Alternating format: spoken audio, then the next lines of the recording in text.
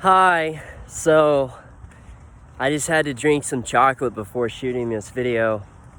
I'm out in nature, just walking around campus, enjoying the day as it is. You know, I had the most amazing experience yesterday when I was at work. I was listening to one of Ram Dass's lectures, and then I forget exactly what he said, but more or less, he was talking about how sometimes we can fall into a state of victimhood, how we can fall into a state of identifying as the victim. Life has dished out pain and trauma specifically for me, but we forget that everyone has their challenges to overcome, and life is never going to give you anything that you can't overcome. But in order to overcome it, you have to reach a point of surrender to a higher power of some sort in order to overcome that. And, I don't know what happened, but for me, it's just something clicked. I had a profound realization of the beauty of my own suffering. The suffering in my entire life, every challenge I've ever been through and ever been exposed to, I don't know why they happened the way that they happened or any definitive details. But one thing I do know is that there is grace in it. I was able to see the beauty reflected throughout all of it, and it just culminated into such a perfect story, almost like life is our story, and for a while it's just an automaton manuscript. You're just sort of drifting along. You don't really know what you want. You don't really know your purpose. But then comes a time in your life where you're longing for a purpose. You're longing for belonging in the world of which you find yourself in. Where do I fit in? What is my role in this life? And when you have these experiences, you realize, wow, it's right here. My role is right here.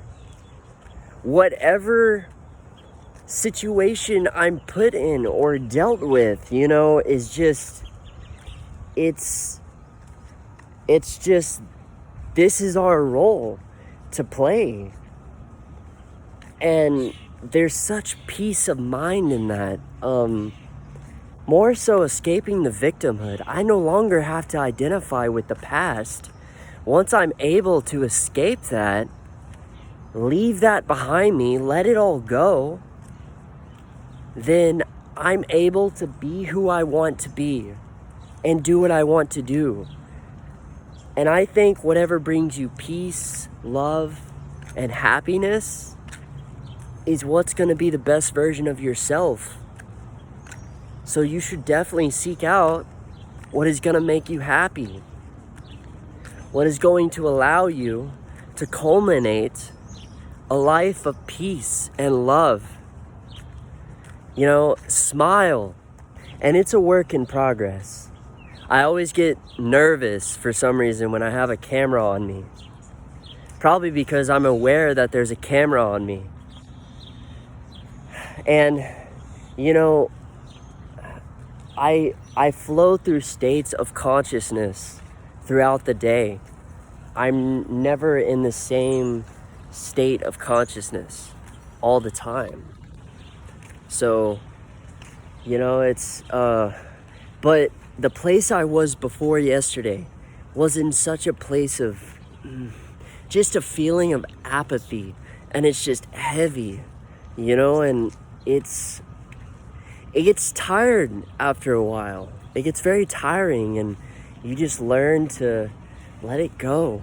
It's not your problem anymore. Where you are now, that's what matters. So, coming to realize your own nature and coming to realize your own truth and where you fit in with the roles in your life. I think that's definitely what matters most, because this is your experience at the end of the day. So, you have every right to define what you want your experience to be, and nobody has any right to tell you how to live your life, So whatever your desires are, go do them. Don't hesitate anymore. And you may find yourself in a state of confusion. Your mind may be blah, blah, blah, all over the place, bouncing off the wall. So something that may be helpful to do is to keep a diary, a daily diary. You don't have to write in it a lot, just a page a day or half a page a day, and just write what you would like to do, who you would like to be, what you would like to experience, or just write about how your day went. Just if it's a challenging day, then you can just take it out in words. But it's important that you grab a paper and a pen or a pencil of some kind. Writing it versus typing, you're able to see these words flow directly from your heart to the paper. And then you're able to process these emotions and these thoughts more effectively.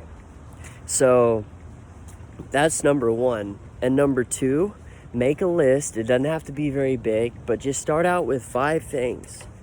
Just 5 things of what I mentioned earlier you would like to do, who you would like to be, or what you would like to experience. Just 5 things is all I'm asking for. Anyone, regardless of what place you find in your life, can set aside 15 minutes a day to reflect on their day and to write this stuff down. Because otherwise, you're just going to stay stuck in your rut. Writing is a very important process in the state of healing. In the state of healing from our personal trauma. Heck, I'm still healing from my personal trauma, especially the state of the world that it's in. But it's not all ugly out there. Look at that tree. I didn't plan to stumble upon this tree. I'm just out here walking randomly, and voila. And there's peace in that, because sometimes I just come out here and I'm like, wow, I really love to appreciate the beauty of that tree. Oops, I was pointing the wrong way. And that's the thing. One of Ram Dass or Alan Watts, I forget which one it was, but I think it was Ram Dass. But one of his stories was, when I go out to the woods and I see trees of all shapes and sizes, I don't ever find myself judging a tree just because it's, shaped a certain way or doesn't have, a random assortment of branches to my liking. I don't know. I'm not really that specific with trees. I love all trees.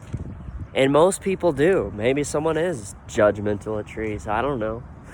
But what's difficult is, and even with animals, when I look at birds or cats or dogs or squirrels, I don't find myself judgmental. Or fish in an aquarium, sea creatures randomly popping up, all sorts of jellyfish, I'm never judgmental towards any of them on their appearance. Now, if they sting me, I may not like it, but I just tell myself it's an animal and doesn't know any better. But for the majority of us, when we come around humans, we're extremely judgmental, because we look at humans as not a part of reality, as a part of not belonging in reality, at least the majority of us. But then you'll find over time that being a human It's natural to desire human companionship. It's natural to desire a sense of belonging in human society, because we're humans ourselves, and we thrive on social interactions. It's very unnatural for those of us who belong in society. There are a few who go out on their own, like yogis and stuff, and they go off to the mountains, but that's because that's where they belong. But for the majority of us here in society, we thrive in this environment. So how can we learn to look at other human beings as we do trees? You know, like that tree next to that lamppost, for instance. Wow. Yeah. So that one doesn't have as many leaves as its fellow brothers, but it's still beautiful. You know? And there's humans that we have all different personalities, all different likes and dislikes, and we're different in many different ways. But we could still learn to love each other. But it is a process, and it all starts with healing yourself.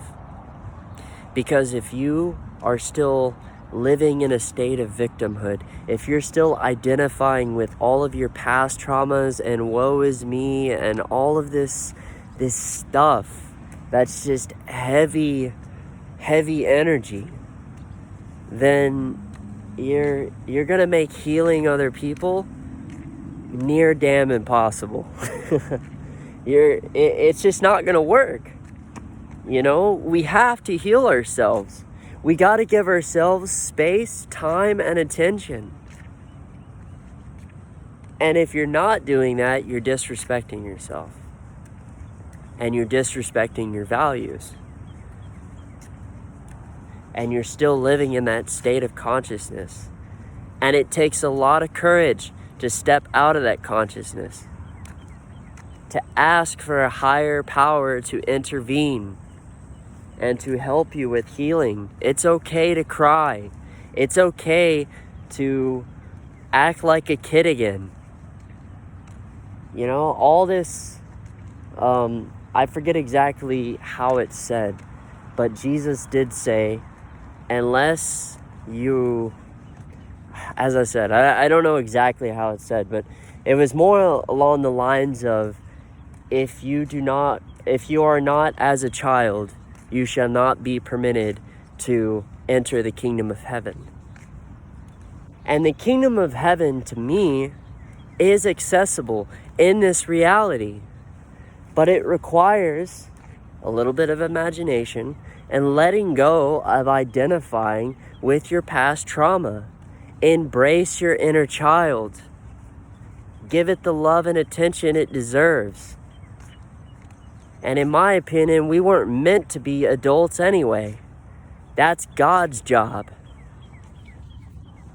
God's job is the one to be the adult.